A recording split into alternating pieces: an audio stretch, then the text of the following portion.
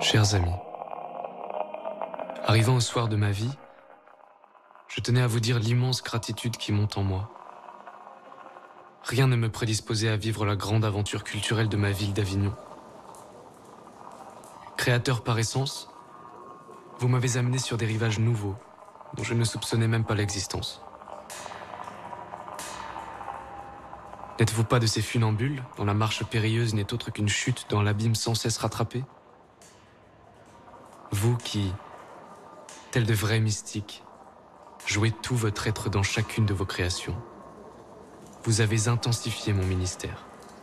Je vous dois beaucoup. Grâce à vous, j'ai découvert que, tous, nous croyons en l'homme. Et cette foi en l'homme est devenue intérieure à ma propre foi au Dieu de Jésus-Christ, qui a tant aimé le monde.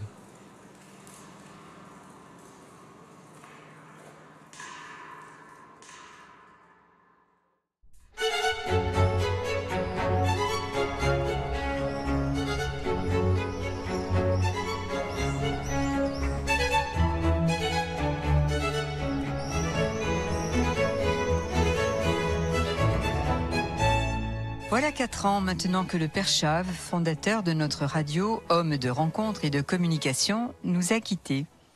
Il était ici à Avignon la figure emblématique de la présence chrétienne au festival, avec notamment les rencontres et les colloques foi et culture. Le Père Chave s'est éteint à l'âge de 94 ans en août 2018. Nous allons revenir ensemble sur son cheminement de grand chrétien au cœur du monde du théâtre, avec notamment des entretiens que j'ai eu le plaisir de réaliser avec lui au moment de la parution de ses livres autobiographiques qui constituent autant de souvenirs de sa présence au festival. Père Chave, bonjour. Bonjour Maryse. Nous allons revivre avec vous plus de 60 ans de présence au Festival d'Avignon. Mais avant de plonger dans cette histoire, revenons sur vos origines, car avant tout c'est Avignon. Et oui, c'est ma ville parce que je suis né à Avignon. Avignon, c'est le quartier des Rotondes. Je suis né donc dans ce quartier ouvrier. D'un père cheminot. Oui, il était fier de son travail. Et j'ai grandi dans ce quartier qu'on appelle des fois rouge, ou tantôt le quartier noir. Si on regardait les idées, c'était rouge. Si on regardait les embruns des locomotives, c'était des embruns qui tombaient sur les maisons et sur les toitures. Et je suis resté toujours dans cette ville d'Avignon.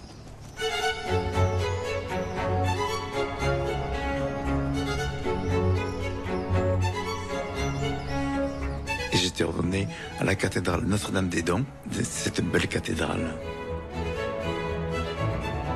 Et mon père était là, c'est peut-être le plus beau souvenir que j'ai de mon père. Je donne la bénédiction, il me regarde en me disant « Es-tu heureux ?» Je dis « Pleinement ». Et il s'est mis à pleurer.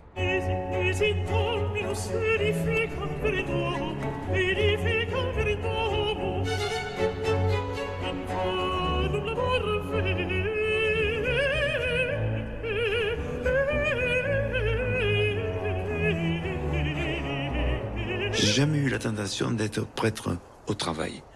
Parce qu'il me semblait que mon sacerdoce, c'était un travail, mais c'était plutôt de rapprocher cette classe ouvrière dont je suis issu de l'Église qui en était vraiment coupée. J'ai regardé un petit peu vers la Mission de France, par exemple. C'était l'époque du livre du Père Gaudin qui accusait ce grand fossé entre l'Église et la classe ouvrière. Et pour moi, ça m'avait touché beaucoup. 1947, c'est aussi la naissance du festival, Père Chave. C'est une coïncidence. J'ai été ordonné prêtre au mois de mai. Et le festival, lui, a commencé par une exposition. Et ça a été la première semaine culturelle en septembre 1947.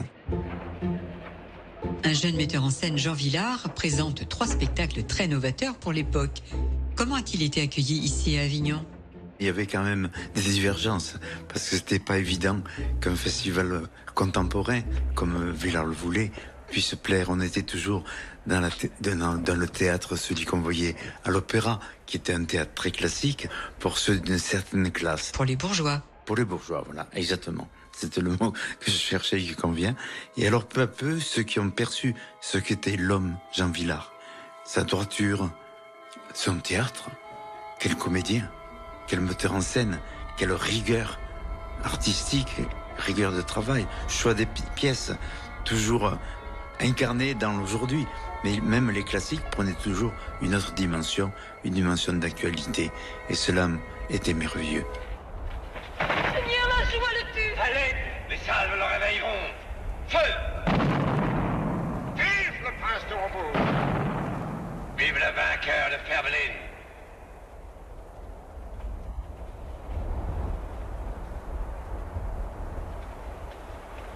Aurait fondé. Est-ce encore un rêve? Un rêve que nous faisions tous.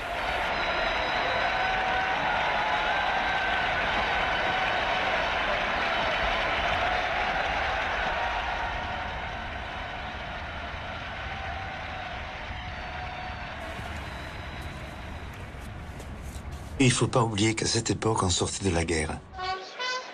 Donc une période complètement de renouveau, d'espérance.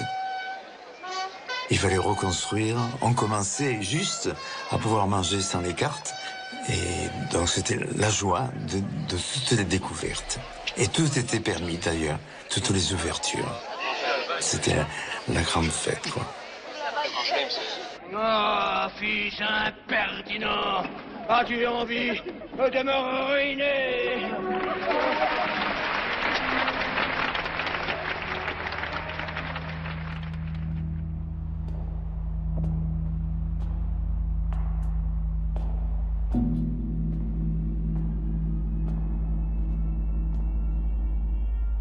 Petits nuages argentés d'avions dans le ciel bleu.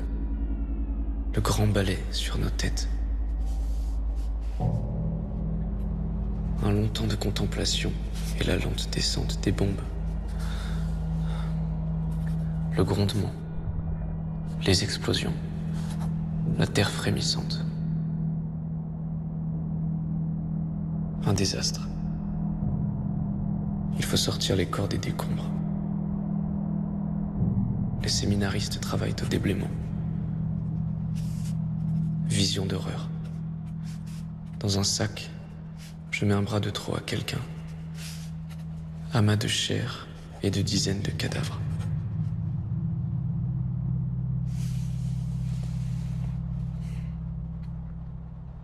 Comment se fait-il que les oiseaux chantent?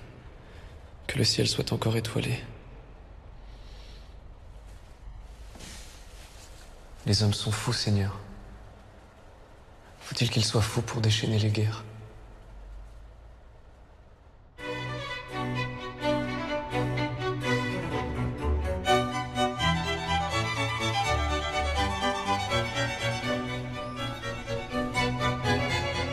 Père Chave, nous allons revenir, si vous le voulez bien, au festival en écoutant la voix de votre ami Paul Puot, assistant de Jean Vilar, puis lui-même directeur, qui témoigne de cette volonté d'aller à la rencontre d'un public éloigné du théâtre. Et je crois bien que c'était ce travail-là que nous faisions, de médias entre lui et la population, d'une certaine manière. Enfin, nous discutions les pièces, nous les expliquions, sans savoir que nous faisions en cela déjà un travail d'animation. Mais combien de fois il m'est arrivé d'aller chez les cheminots, par exemple, expliquer pourquoi le CID. C'est vers eux que je me suis tourné. Et c'est à eux que j'ai conduit Gérard Philippe, par exemple. Bon, et des cheminots disaient, mais c'est pas pour nous. Et on disait si, on expliquait pourquoi ça pouvait c'est pas faire pour partie nous, de leur... ça, c'est ce qu'on nous répondait toujours. Vous n'avez pas vu Vilain dans Antigone, mon petit, ah. Et petit à petit, vous allez vous-même prendre part à ce festival à la rencontre d'un public nouveau, comme vous le racontez à la télévision canadienne en 1985. Je vous dirais qu'il y a eu un cheminement moi-même, non pas que j'ai toujours considéré cela comme du luxe, parce que j'aimais le théâtre et j'aimais tout ce qui se passait ici dans la ville depuis 1947.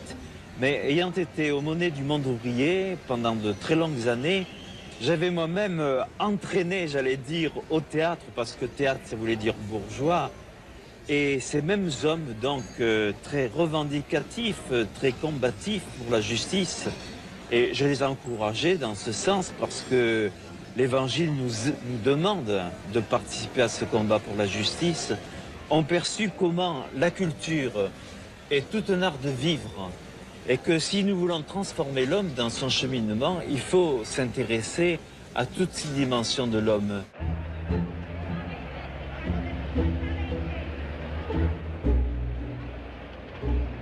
Ce qui est intéressant, c'est que par votre vocation d'aumônier de la JOC, mouvement de la jeunesse ouvrière chrétienne, vous étiez à une place privilégiée pour aider à construire ce lien entre l'équipe du festival et les jeunes ouvriers.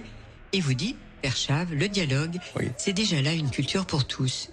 Quand même à Avignon, c'est assez étonnant. Dès qu'on s'assoit à une terrasse de café, on discute sur des pièces, on discute sur ce qu'on a vu, on donne son expression. Et cet échange permet de devenir une culture pour chacun. On se cultive de cette façon. C'est pas donc simplement esthétique, littéraire, mais c'est aussi charnel, vital, cordial.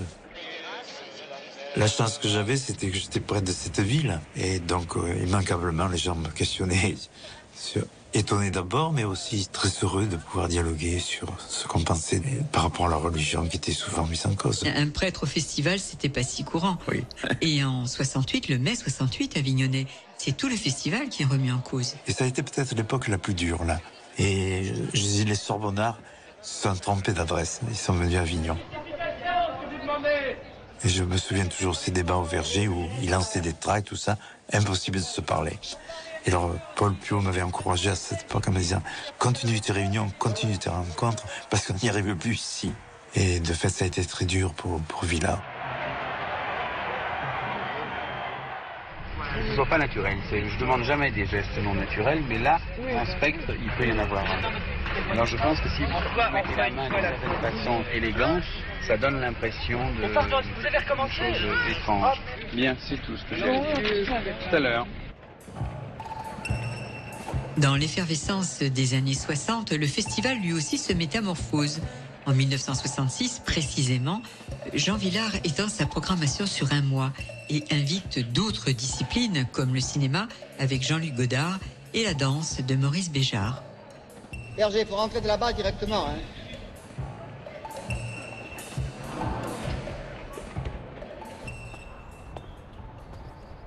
C'est donc à ce moment-là qu'avec l'abbé Georges Durand, vous créez les dimanches de festival. Des célébrations où musique, danse, poésie et liturgie s'enrichissent mutuellement. Donc c'est en 66 qu'on a dit essayons de faire des messes le dimanche avec prédication qui s'inspirait beaucoup au lendemain du Concile Vatican II qui venait juste de se terminer. C'était très audacieux pour l'époque. Inviter l'Église à prendre part à ce festival et inversement l'ouvrir aux artistes. Ça nous était facile car nous étions tous portés, toute l'Église, par Vatican II avec son fameux chapitre sur l'essor de la culture. Alors, un mot peut-être sur Vatican II, la grande réforme de l'Église pour la ramener au cœur du monde. C'est un souffle qui impulsera un ensemble d'initiatives audacieuses pour l'époque, comme les dimanches de festival, les messes contemporaines diffusées sur France Culture, et enfin, toute une recherche autour de la danse et de la musique sacrée.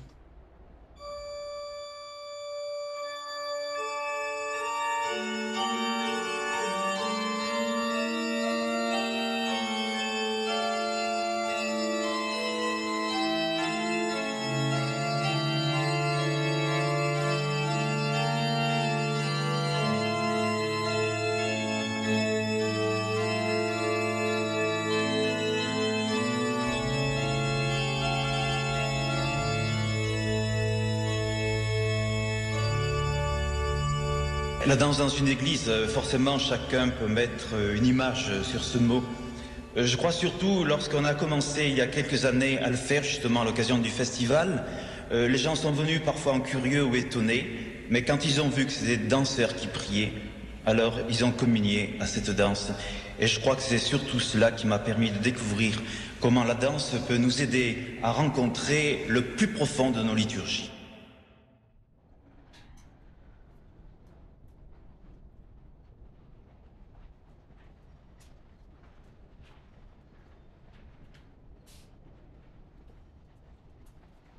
Jean Villard cherchait le contact avec le public.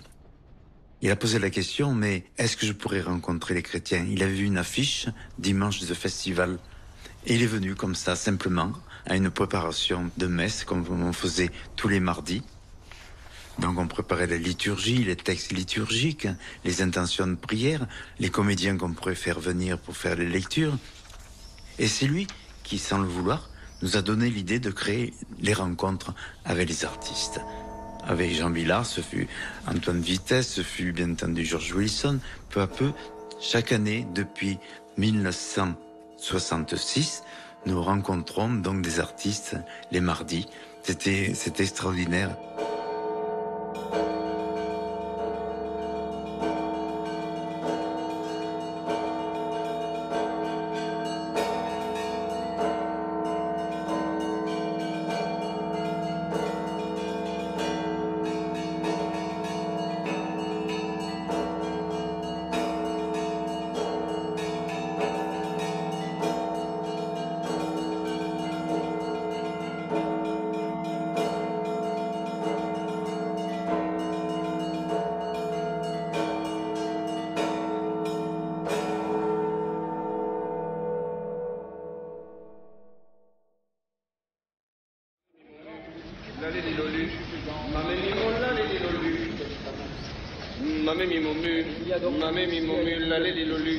Un souvenir important, Père Chave, dans l'histoire du festival, c'est aussi Paul Claudel, mis en scène par Antoine Vitesse. Une performance de 12 heures de spectacle au cœur de la cour d'honneur. Le soulier de satin, ou le pire n'est pas toujours sûr. Antoine Vitesse, dont la rencontre vous a marqué à l'occasion d'un échange autour des liens entre la liturgie et le théâtre, donné sous le calvaire de Notre-Dame-des-Dons en 1988. Il est vrai qu'il y a beaucoup de convergence entre le théâtre et la liturgie, mais je pense qu'il y a aussi autre chose pour le prêtre. Il n'est pas là pour paraître, mais plutôt pour laisser apparaître une présence qui est une absence. Et c'est là où il y a toute la difficulté. Donc on joue, mais on joue un mystère qui n'appartient finalement qu'à Dieu, et c'est lui qui doit apparaître. En effet, pour ce qui est de révéler une présence à travers les paroles qu'on dit et les gestes qu'on fait, c'est exactement ça la fonction du théâtre, naturellement. Notre art est un art de la résurrection. Je crois que nous jouons avec des phrases, des textes qui ont été écrits parfois il y a très longtemps, et l'acteur qui les dit, en fait, entre dans la pensée de celui qui a écrit, suit le mouvement même de la parole de quelqu'un qui a écrit autrefois, suit son souffle. S'il suit son souffle, il suit aussi son âme. Ouais, je crois beaucoup à ce mystère trinitaire, vous voyez, où Jésus vient en somme toujours à notre rencontre et nous fait rentrer dans ce grand mystère de communication, de relation, ce qui est aussi un des propos, je crois, du théâtre essentiellement.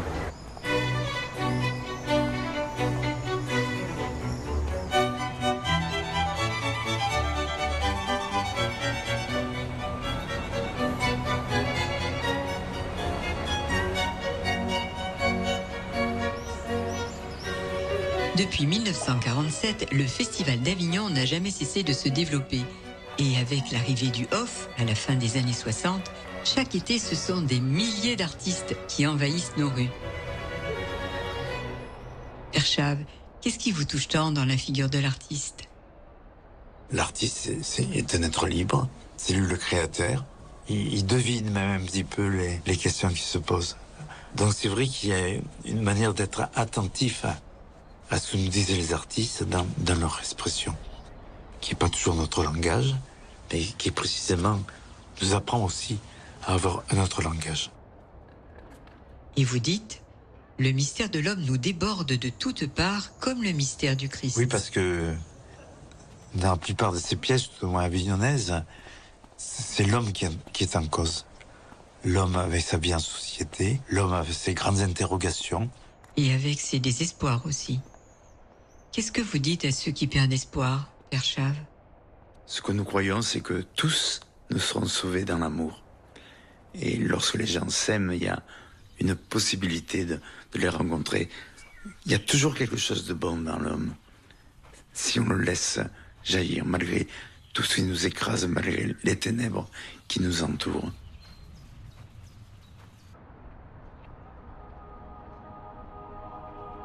Et comment vous est venue votre vocation ? Eh bien ça, c'est une question très difficile à vous répondre. Je ne me suis jamais posé la question.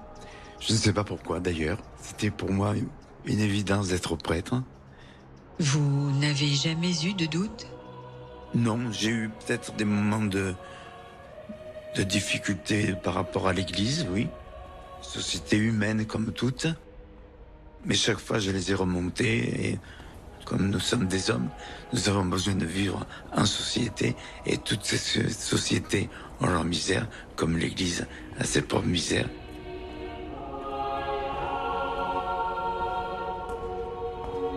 Votre foi vous donne-t-elle de la force ? Force intérieure, peut-être, même physique parfois. Des fois, quand je célèbre l'Eucharistie, pourtant c'est pas une nourriture matérielle, j'en ressors toujours plus fort, même physiquement, oui, comme refortifié, parce que c'est la grande scène du partage, quoi.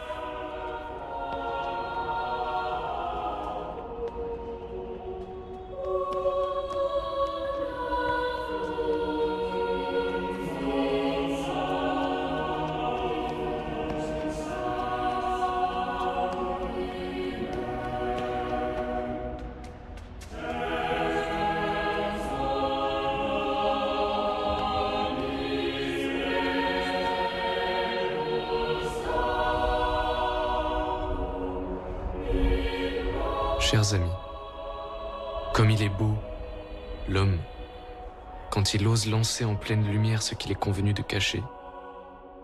Comme il est beau, l'homme, quand il fait assez confiance en l'homme pour oser livrer ce qui bouillonne en lui, au risque d'être incompris, jugé, rejeté ou, pire encore, ignoré. Comme il est beau, l'homme, quand il s'ouvre à l'autre. Celui qui appartient à un autre monde, celui qui vient d'un ailleurs et que, soudain, se produit le miracle de la rencontre. Comme elles sont belles, toutes ces petites mains qui travaillent à la réalisation des costumes, du maquillage, des décors, de la lumière. Et comme il importe de voir combien ces gestes font partie intégrante du rameau de la culture. Amis créateurs, amis artistes, amis spectateurs, nous avons besoin de vous. Notre société a besoin de vous. Notre terre a besoin de vous. Comme les poètes, vous tenez l'étoile en vos mains. Alors, je vous en prie, ne la laissez pas s'éteindre. Même aux jours difficiles, ne baissez pas les bras. Pensez à l'étoile. Elle est là, toute proche.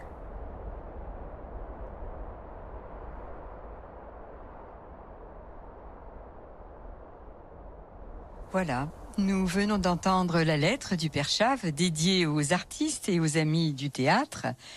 Comme à chaque édition du festival, eh bien, j'ai le plaisir de recevoir les frères dominicains qui assurent l'animation des rencontres Foi et Culture, qui viennent à l'instant de me rejoindre dans le studio de RCF. Bonjour frère Thierry. Bonjour Maryse. Bonjour frère Rémi. Bonjour Maryse. Merci d'être là avec nous. Eh bien, frère Thierry, vous avez bien connu le Père Chave. Quel souvenir en gardez-vous ?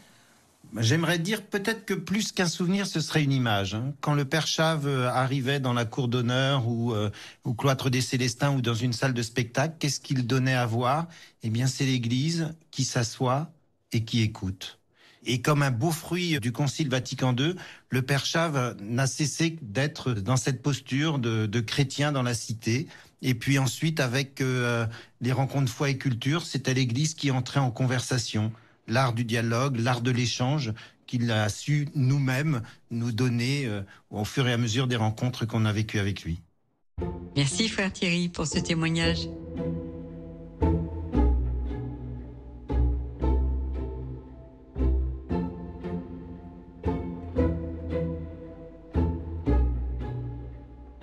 Pour moi, j'aimerais que, au moins nous, notre petite présence chrétienne soit toujours objet de curiosité. Que nous restions toujours questionnement, peut-être pas plus, mais c'est Dieu qui fait le reste. Nous sommes là simplement pour questionner l'homme.